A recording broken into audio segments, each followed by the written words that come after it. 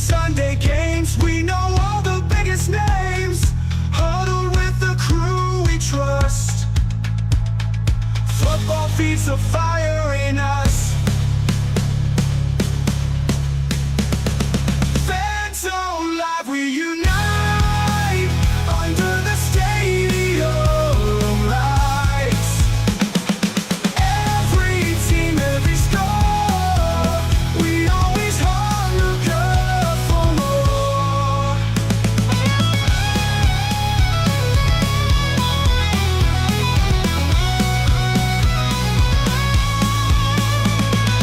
Friday nights and Sunday games, we know all the biggest names. Huddle with the crew we trust. Football feeds the fire in us. Fan day morning, feeling alive. Jerseys on, we're ready to die. In the fan zone, we'll come on.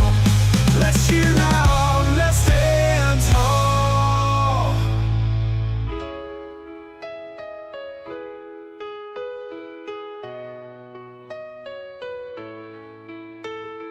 Back and forth, the stories fly. Who's the best? Fans can't lie. Touchdowns, tackles, we discuss. Feel the rush. Come join us. And welcome to Fan Zone Live. We are back again, and we've got legendary guest, AFL Hall of Famer Jerry Kurz. Appreciate your time. Appreciate you making some time for us this week. No, always glad to talk about arena football with a friend. Oh, absolutely. That's been the best part about doing this show is reconnecting with a lot of folks and just enjoying the games and the old stories and just where we've all been for a long time. It's been a lot of fun. We got Ed. I know you know Ed. He's already in the chat. So how's it going, Ed? So yeah, welcome back. You're back in the league.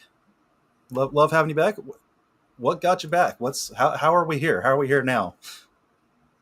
I knew a couple of the people involved when John Fry and his group, Coach Arbet, bought the intellectual property rights out of the bankruptcy from the AFL.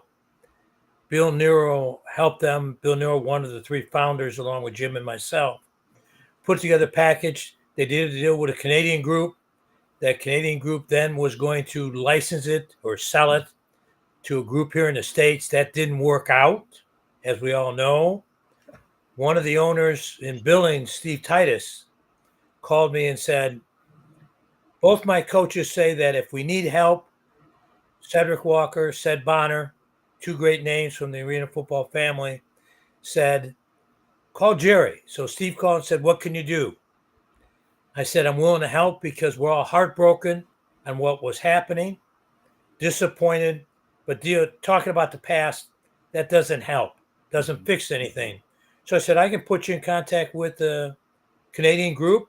Jeff Fisher's a great guy, was willing to put his reputation, name on the line and put them together, and then was able to go forward. And then they said, will you help us? I said, to make it better, I surely will. Well, yeah, and that's actually one of the things I wanted to ask you is what did you think when you're seeing the product that was coming out those first 5 weeks or so? I mean, this is your baby. How was that for you? It was breaking our hearts collectively.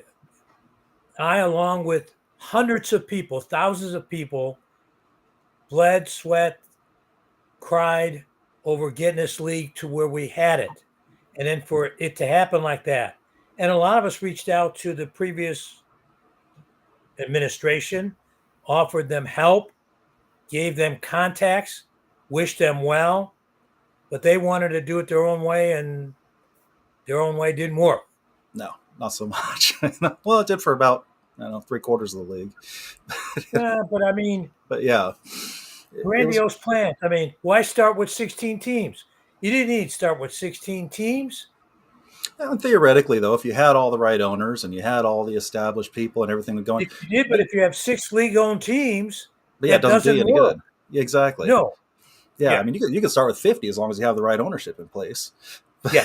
But without that, you're kind No, of you're just up a right. creek. You're right. I mean, yeah. So, and I think what's kind of funny, a lot of the criticisms have been, oh, they only should have started with 8, they only should have started with 10, and now that they're down to 9, we're hearing, oh, see, now they're only down to 9. It's like, isn't that what y'all wanted? But you make a really good point. You start with good foundational teams, Hmm. and you grow from there. It would not have caused any more heartache or disappointment if they had started with 10 strong teams, Right. didn't have to have 16 to make a big splash. Hmm. Any number of teams that were well funded, well organized, would have made the same splash. Well, and you look at like the USFL and XFL, and now the UFL. They've been at 8 teams, and they're Yeah, doing fine. I'm looking forward to that championship game this weekend. Actually, it should be a good game. Actually. it should be. But you need a foundation. You start with a foundation. Jim started originally with 4 teams, and it grew from there. Hmm. We had 4 teams not that many years ago, and Yep. honestly, again, another thing we get, the league got a lot of criticism for, but I thought it was kind of competitive, kind of fun. I think that was the year. Isn't that the year we did? I think we did the play 2 games, collective score wins, goes on to the playoffs, goes to the Arena Bowl. It was different, made it exciting, but you got to start somewhere. You got to take the good and the bad, and And as someone said, quality is more important than quantity. yep, absolutely. And I think we're in a pretty good shape. We're in pretty good shape now. I mean, we've got some small market teams that we haven't really seen before, and at this level, AF2 was Yeah. similar, Other than the but they year look that good. we brought it out of the original bankruptcy, Hmm. we took the best of the AF2. We all were sorry to see AF2 go away, but it was survival at that point. Took the best of the AF2, merged it with some returning AFL owners, and it worked. Oh yeah, Spokane was a market that sell out for 10 years in a row. Started as an AF2 team, turned into a very good AFL market. There's some small markets here, but they're all well organized. hmm They were existing teams. They've got a great fan base. They have great organizations. They were just asked to do things that shouldn't have had to been asked to do when the league let them down. right. Well, And when I say league, not the real league. mhm. The previous, I don't know. Do we start calling this 3.5? Is that what this league is now? Someone told me today they were going to call them the dynamic duo fiasco, but Yeah.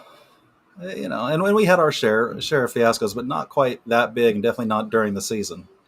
and I really So do think I'd like to believe they meant well, but just didn't know what to do. yeah, I hear the word scam being thrown around a lot. I personally don't think it's a scam. I think it was, and I hate to use the word, but incompetence in this field. Yeah, but Um, I don't think they were doing a scam either. I didn't deal with them that much to know about that, but I'd like to think because of who they are that wasn't their intent. mhm. But I think they faced some things they didn't know how to deal with, and that gets to be a challenge. It's Commissioner Fisher says it all the time. Chris Chetty from G6 says it best. It's not how you start, it's how you finish. Right. And that's what these owners are doing now. They're making sure they finish at a good rate. Some big announcements to start to come out. They'll get things in the right path, and announcements will be made even for next season. Well, and that's what I'm seeing. I'm seeing a stability come around. I'm seeing just things getting cleaner. This week, the even just the logo on the website got updated. I think yesterday, day before, to where it actually is the logo with the white shield instead of the clear shield. Yeah, Little and detail, but it matters. and I believe that the people that are responsible for getting the issues to this stage, that'll be dealt with. But to me, dealing with that now is secondary to making sure that the current ownership groups are healthy finishing the season, competing, giving their fans what arena football gives to their fans in their market, and finishing on a high note. Right. Restitution, retribution, revenge, all those things for time and a place, not now. I apologize. I got some extra noise going on in here, so if No I'm a little problem. difficult to hear. So I get for having a full house, you know. So, but yeah, I mean, like I said, it is how you finish, and my original thought was, hey, we start with 16 teams and end with 16 teams. That's great. Well, that didn't happen, So at I don't know, like I said, it was about week 5 out was when everything started changing. Yeah. Um, if I had to grade it, maybe a D is what I had the season at. But that grade's creeping up as we're starting to see stability and starting to see some amazing, amazing games like that.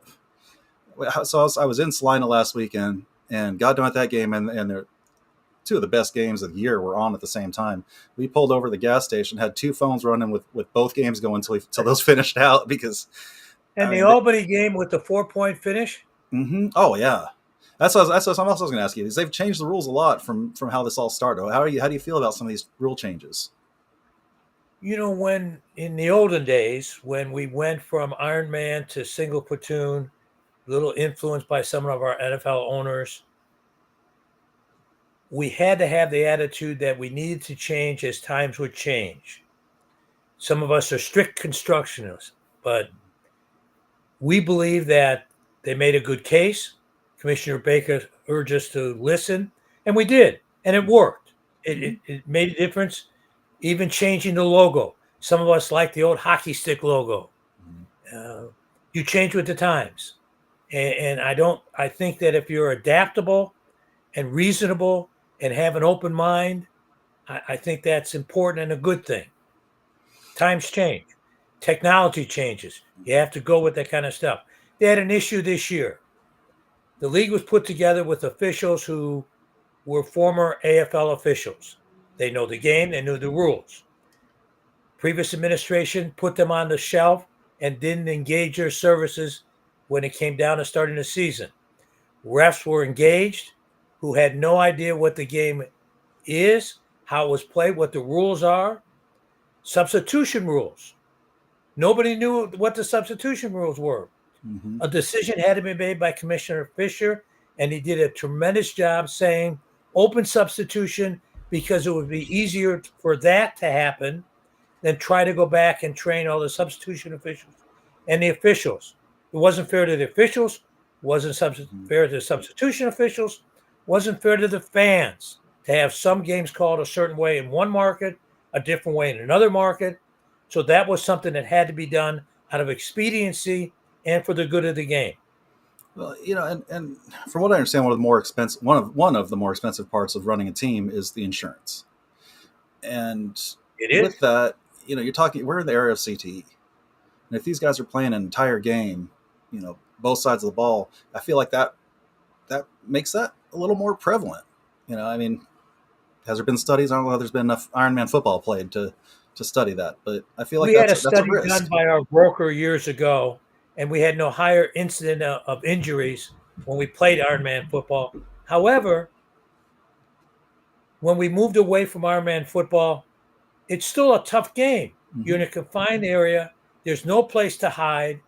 It's a tough man's game, whether it's Ironman or not. Right. Exactly. There's no question about that. You have to be tough to play this game. So, and I don't know. I guess I came around with the very last year of Ironman, so I've pretty much mostly known unlimited, free substitution, and honestly, I like it. I prefer it. Honestly, it is less complicated as a fan. It's less complicated as a coach. You don't have to worry about guys having to play injured because there's no one to go in for them or anything like that. Yeah, you've heard. Think about how when it first started, Mike Hohensee, one of our legendary quarterbacks, threw their first touchdown. Mm-hmm. He was having to play on defense. That got changed quickly. Yeah, I bet. We had Cliff Branch, who played for us, said, I haven't backpedaled since I was in high school. Mm-hmm. We had some great defensive backs who said, I haven't had to go and run a pass route since I was in high school as well. Mm-hmm. So we made the specialists. We changed as it was necessary. So changes are not all bad. Some are really good. So what about this? The 4 point extra point, 3 point extra point. How are you thinking about that? Is it fun? Is it gimmick? Is it gimmicky? Is it? People from the beginning of our game thought we were gimmicky. Mhm. They thought our game was scripted and it was like wrestling. We used the fact that players were getting a bonus to explain it was not scripted. Players Mhm. weren't going to go for that. Since the rules are the same for everybody, to me, it's not a gimmick. It's an opportunity to score at unique times. So I don't like the word gimmicky. It's different. And since everybody can use it, take advantage of it, have it in their game plan, I don't think there's anything wrong with it then. Well, between the 4 point extra point, and the deuce, you're talking. Yeah. That's a 12 point turnaround. That's incredible. Like, I mean, it was already exciting to get that last minute, and the timing rules change, and there's some great comebacks. But now, when you can talk about potentially making up 12 points in a single score, now all of a sudden it's every game is winnable, Boy, all the way to the takes very, some very getting end. used to. It really does. Just like the 1 minute timing rules. Everybody Mhm. thought it was 1 minute warning. It's 1 minute timing rules are in effect. Mhm. And that should be the announcement from an official. And that's some of the things I like seeing returning, because I know the last year we got rid of some of the 1 minute timing rules, and it didn't feel right. When if you, Some people said that was for TV, mhm. not really. Some people wanted to speed up the game. It The doesn't take game, that much more I time, want more of the game.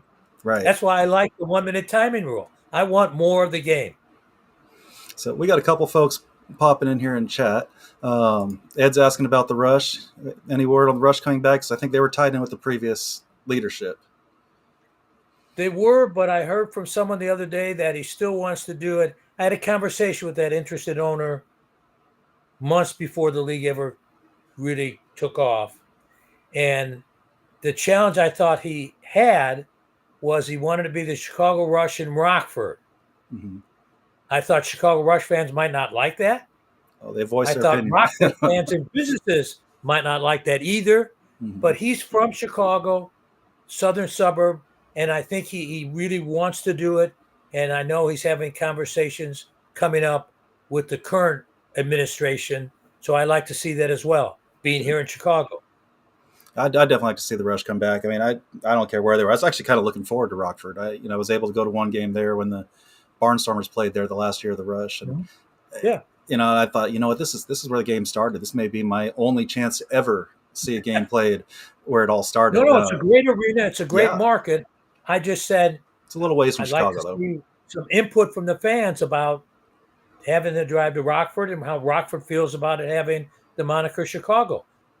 Right. Well, and you know me. I mean, it's what, 45-minute drive or so. Yeah. I would kill for 5 minute drive to a team. So, we got a couple other folks in here more about the championship game. We're looking at a TV deal for the championship game. Yes and yes. Excellent.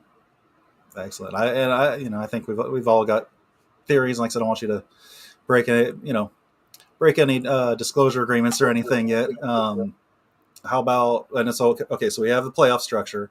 I love the idea of a play-in game personally. I feel like I kind of wish it was 6 teams, because I feel like a very good team is going to get left out this year. Someone always gets left out, and Right. it's timing because of when the Arena Bowl will be.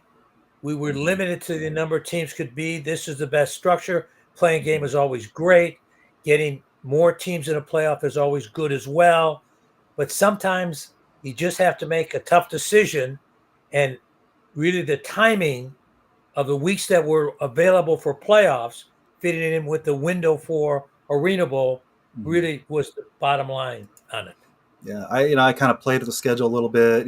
Did my predictions for the last 1 to 3 games depending on the team, and right now I've got Nashville on the outside looking in by a tiebreaker, and it's gonna be painful because Hibbert stepped up and he looked amazing this week. It's great to see him come back into the game. Oh yeah, and that was a big win for them out in Billings. Mm-hmm. Yeah, that But just then you had 3 dedicated coaches, and there's more than that. But having Seddon Billings and Dean in Nashville, you've got guys who have deep roots with the Mm-hmm. family. Mm-hmm. So yeah, like I said, that's unfortunately. Like I said, I got Nashville on the outside of the bubble. That's just how it works sometimes. Bring Hippert in a week earlier and they're in. Yeah. That's just kind of how it works. Um, Another question about San Jose.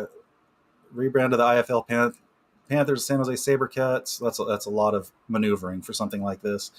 And California, I know, is a tough place because of a lot of cost. Well, I mean, there's some markets in California. Like I love Ontario, California. Mm-hmm. I think you get the LA market, gorgeous building, some other teams in there that have done really well. There's a great community around their fans, but I think you get the benefit of the LA market without LA prices. Mm-hmm. So I really like to see a team in Ontario. They changed the workers' comp rules. Years ago, nobody wanted to go play a game because of cumulative trauma. Mm-hmm. The state statute was changed, so it really more affects teams that are cited there, that are out of there, but visiting teams don't get hit with the cumulative trauma. So it's gotten better to have teams. Some costs are expensive, but there's been teams in San Diego and another league that does well, Mm-hmm. Bay Area, those kind of teams. But I'm looking for Ontario, California. So speaking of Jeremy, I do see you, and we're going to get to you. Speaking of those other leagues, you've been last couple of years. You've kind of been through a couple different leagues. What have you been doing the last few years? When I retired in 2015, John Pettit, one of the best people in the sport and just in life that I've ever met, ever, said, Jerry, you've got too much institutional knowledge to stop. Let's start a company. So he and I started a consulting company. And he brought me into the IFL. They were down to 6 teams, helped them build up some teams. They're really doing well. They're a good league. They Very stable. manage themselves well, good managed teams. Got a commissioner who's done a good job, who started as a player, then became a coach and owner, and then the commissioner. So they're a solid group working well. I helped them. I enjoyed working with them, for them. Then went on to fan-controlled football. John brought me into that one as well. A unique opportunity. Just like when Jim came to me and said, I've thought of this great idea. I asked him what he was smoking. He was right. Same thing with fan control. Those demographics are so young. The tech is so great. Mm-hmm. And the first year they had 4 teams. The second season they had 8 teams. They'll now launch a league that have 8 different teams in 8 different markets. They'll go away from one location. So I've had some fun with different groups. I imagine being able to see the different styles too is kind of bringing you a whole different light now back in this league, and kind of giving you some more options, more things to think about than you had before. Oh no, and FCF fan control with the fans calling the plays. Everybody, their whole life has yelled at the TV, at the screen, or in person. Why'd you call that play? I could do better. Okay, now do it. Mm-hmm. But that's 7-on-7, no kicking. It really is a video game with live players. I remember the IFL piloted that one year, and then those teams branched off. But I remember it was always kind of funny because the Salt Lake City team would be losing. All of a sudden, the connection wouldn't work, and they'd start catching back up. But that was not real fair to Screaming Eagles and the other team, right? Because nobody else was going to do it, so they started their own. Mm-hmm. But nothing excites me. I love fan control. I love the IFL, but nothing excites me like the AFL. It's my roots. It's where I grew up. And that's been the same thing for me. I went with the Barnstormers to the IFL. Went to the CPIFL when they started in Kansas City. Moved to the CIF when they were back in Kansas City and Topeka, and kind of been all through all these different leagues too. And for me, it's a no-brainer. As soon as the AFL's back, I'm back. I don't But care I'm where it's still at. for any opportunity for players to get an opportunity to play, fans to be able to go to game, coaches to be employed, partnerships in the community to be involved. I'm for every opportunity. However, I still love this logo. Mm-hmm. There's something about the shield and the people behind it that just make it different. So, all right, Jeremy, Goal Line Bandits. We can't forget you guys. And I never will forget them. I mean, they were always on my case, but they were always friendly and always supportive. Great supporters of the Shock. And then when I worked there for a year, they were even better to me. I appreciate them all the time. They always put a smile on my face. Yeah, and I, I owe those guys an apology. I'm not a writer. This year's the first year I've gotten to where I'm even doing a podcast. I've always been the behind the scenes with this website. So, I told them a long time ago, hey, I wanted, I'll do something where I'll compare the Spokane Arena Bowl to the rest of Arena Bowls, and I never did that. And my bad, guys. That's on me. Again, I'm not a writer. What you're gonna get out of me is a bunch of bullets, and that's it. So, but Spokane, I mean, it is an incredible environment. I mean, it was a little shoebox of an arena that they packed tight. It got loud. It got crazy, and especially those goal line bandits. I mean, those guys were absolutely nuts over there. When I wanted to show somebody what arena football could be in their town, I took them to Spokane. Mm-hmm. I took them to the Barnstormers. I took them to Rattlers, but I took them to Spokane where they were hanging from the rafters, and it was exactly. They threw a party, and a game happened to break out. Oh yeah, and that's what I miss with Barnstormers football. They got away from that, unfortunately, and because it was very similar. It was a party. It was lots of families. It was just a good time from 3 hours before to 3-4 hours after the game. We kept it going out there.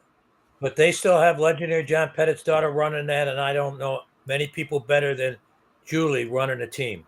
She knows the game. I'll give her that. She grew up in the game. Mm-hmm. She learned from her daddy. Well, and you look at that too. That we're at the era now of the children of the players are starting to get involved.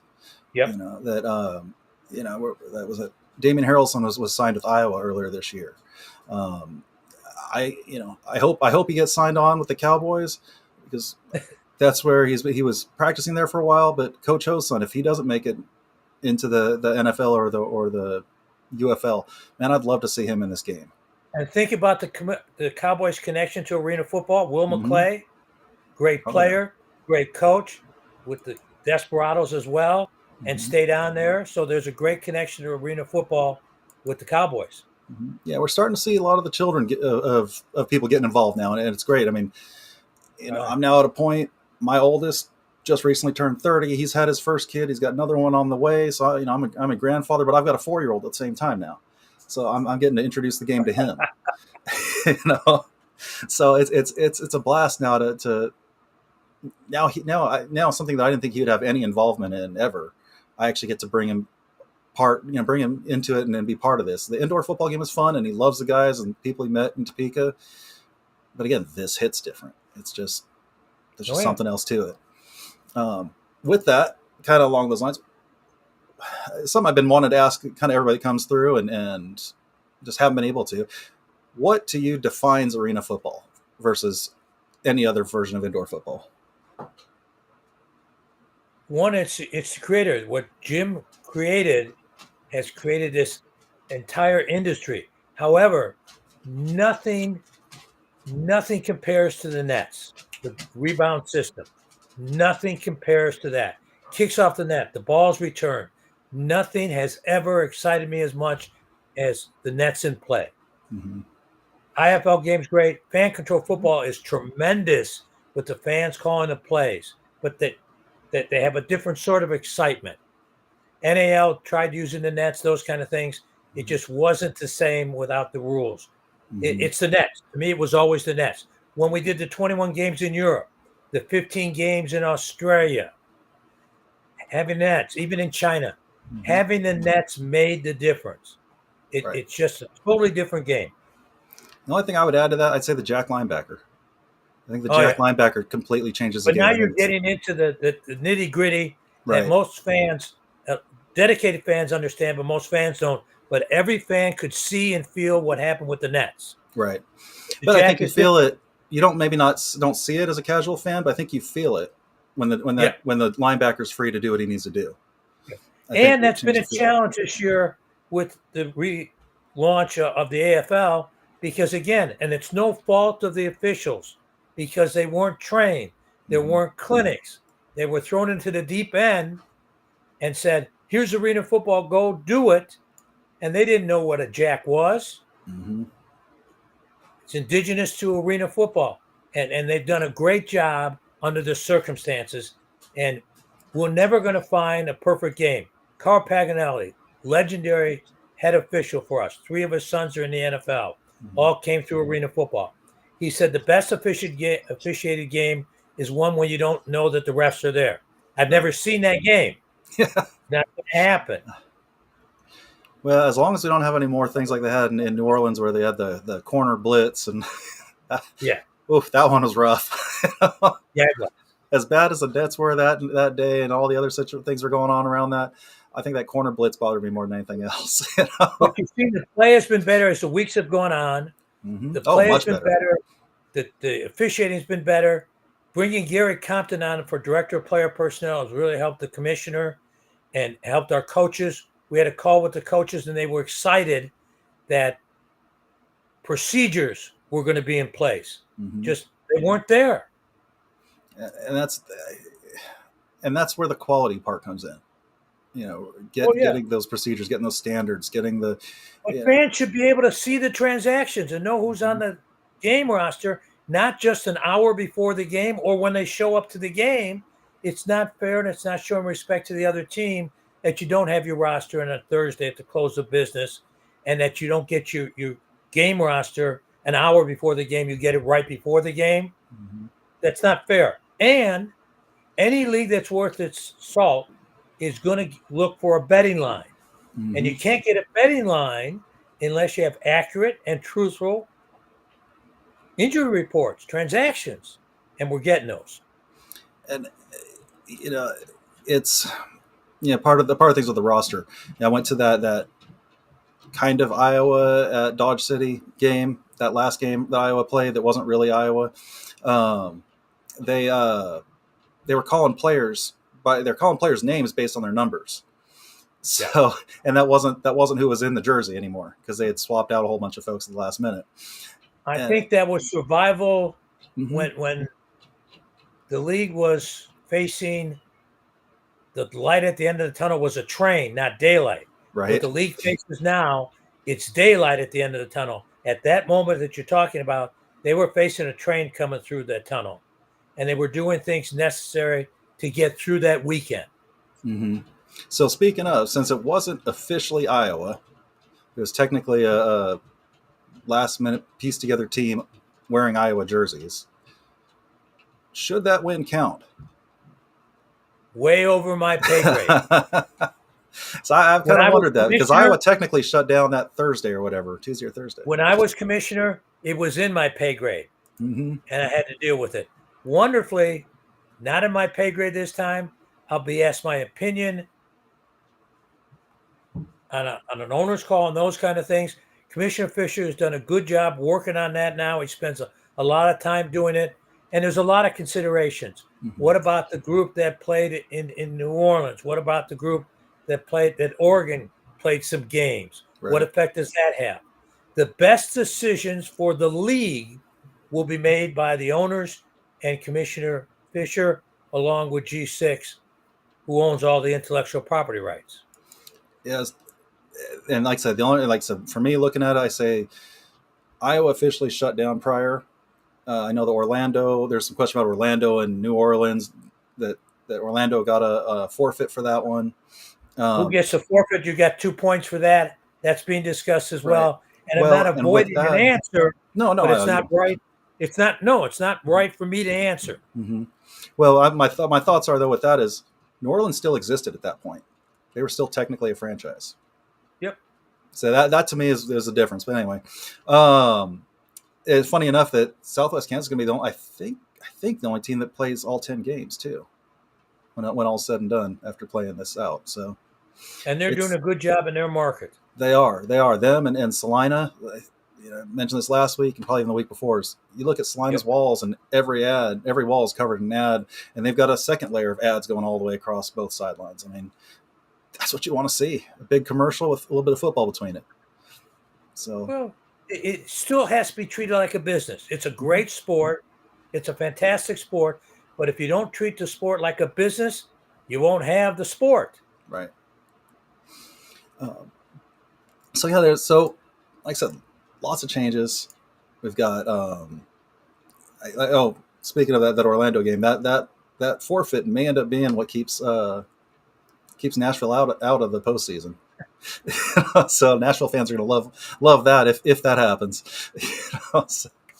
So what's the future? The future is first getting through this season, Mhm. having a fantastic playoff run, having a neutral site arena bowl that will be discussed and announced next week, Excellent. getting a broadcast partner that will be there, meeting with all the ownership, getting together, talking about the good, bad, and the ugly. When we were in the military, after an engagement, there was an after action report. Mm-hmm.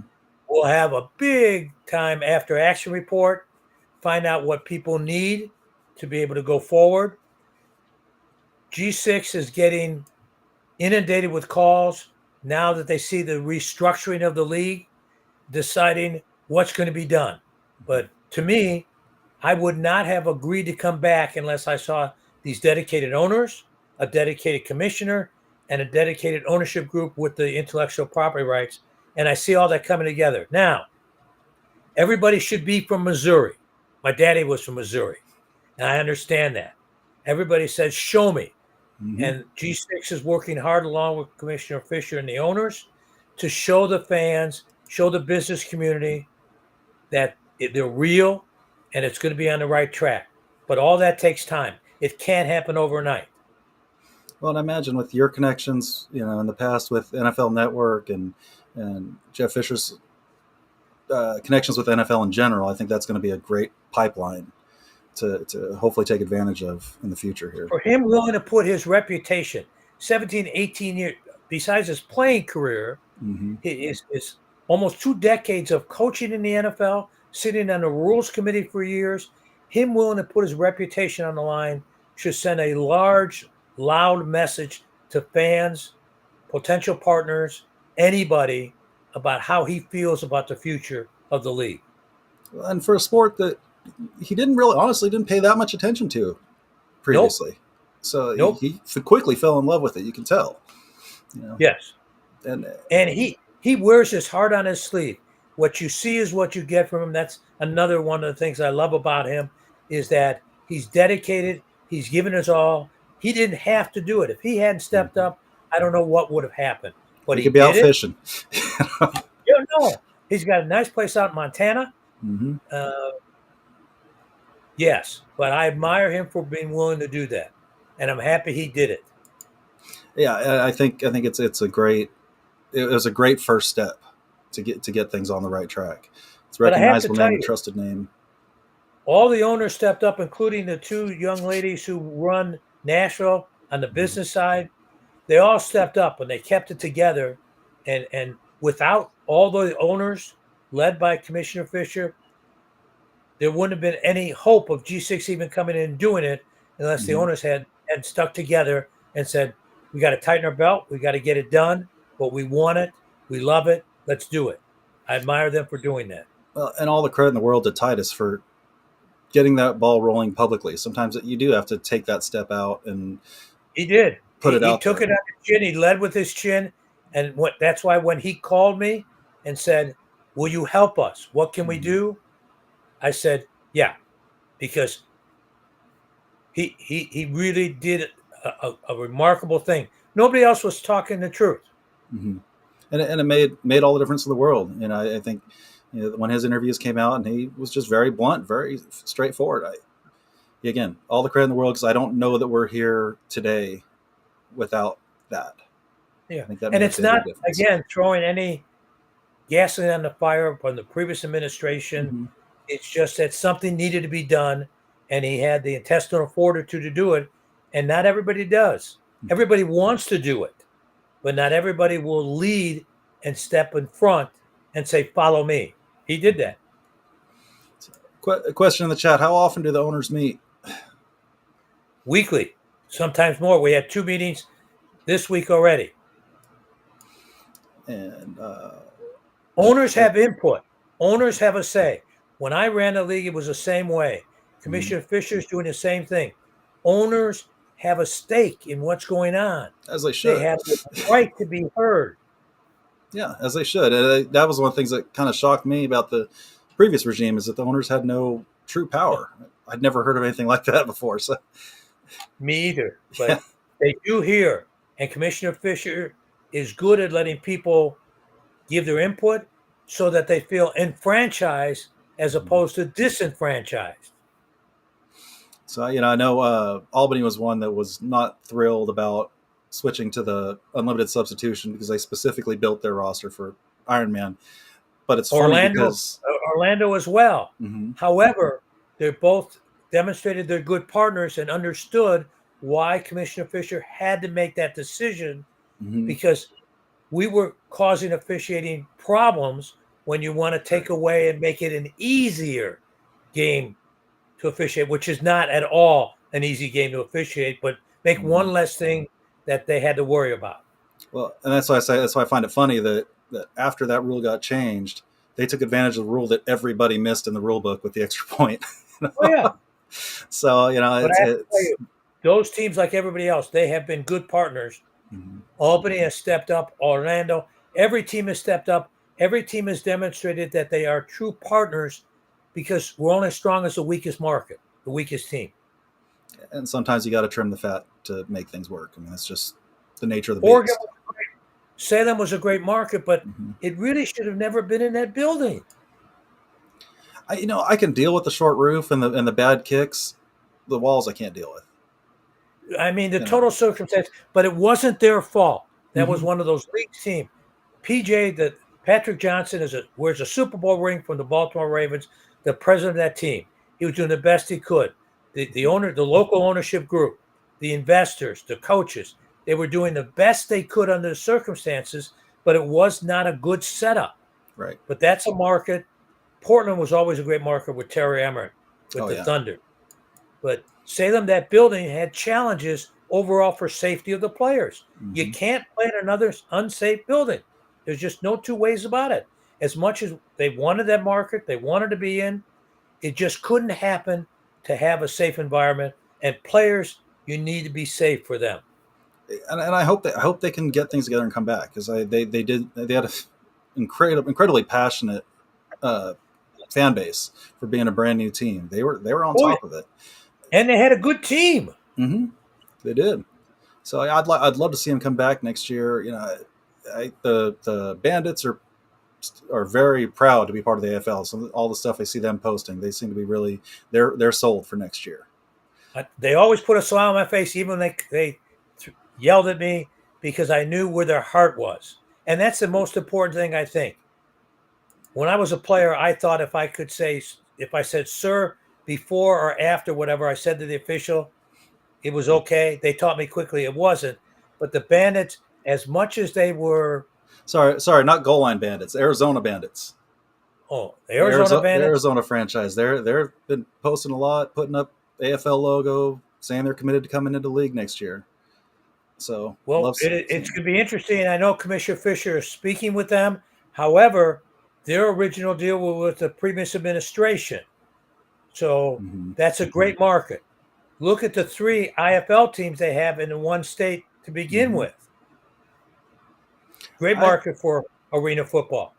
I'd like to see the competition. I was really looking forward to the Omaha Council Bluffs, interaction this year. I'd like to see something similar like that in Arizona. I think it'd be a very interesting test between the two game styles and how that played out. More football's not a bad thing, Competition. There's nothing wrong with competition. Mm-hmm. There's nothing wrong with imitation. I think imitation is the greatest form of flattery. If they're going to imitate us, when I used to say about the other leagues, it's the greatest form of flattery that everybody wanted to be called arena football.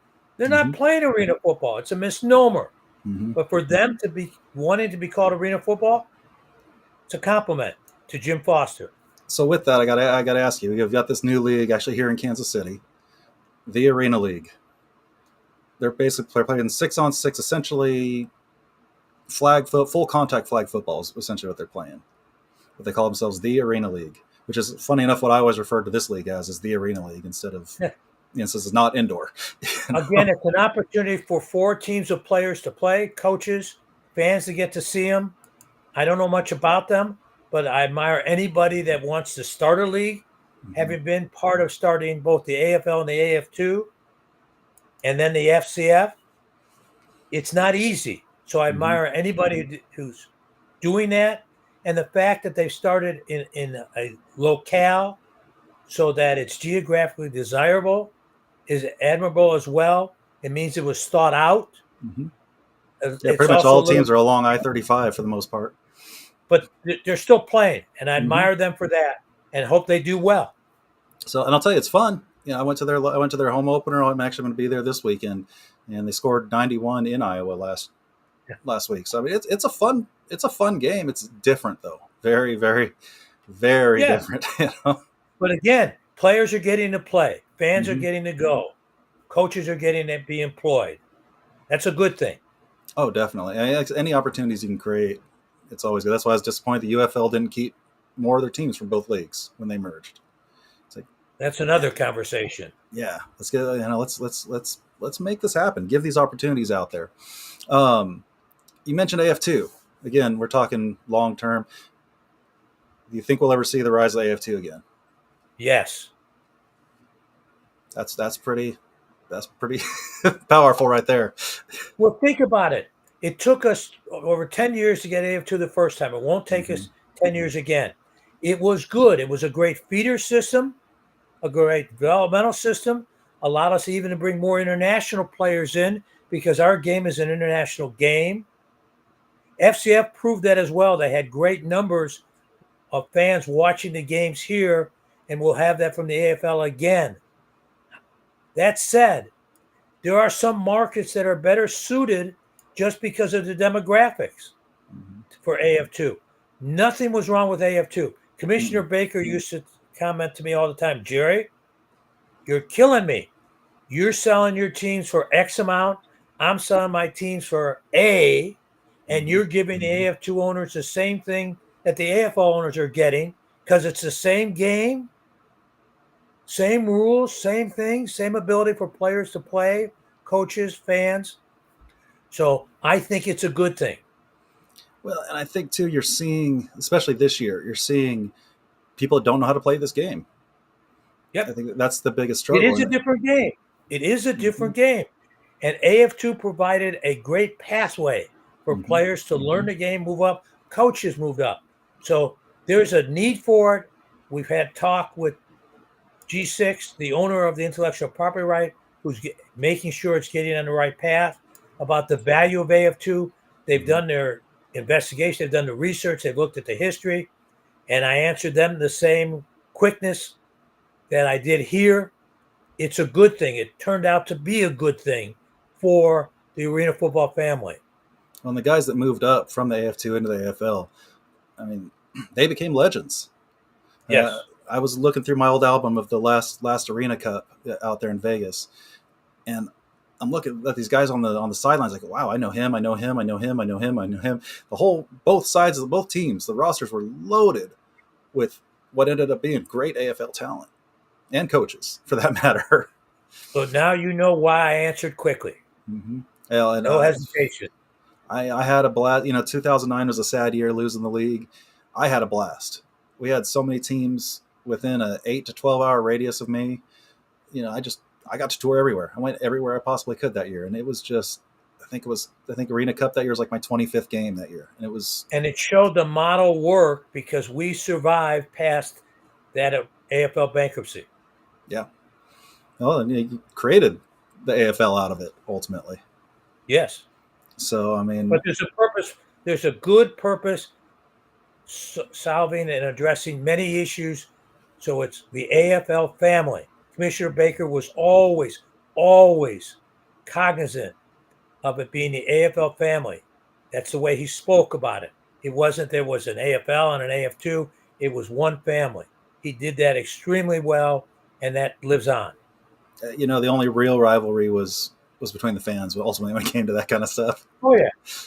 And again, goal line bandits, okay. Jeremy in there. It's okay. Oh, but it was fun. It was fun. I mean, I'm ultimately running this site now because of the AF2. This was the AF2 fan zone, and somehow it ended up in my hands.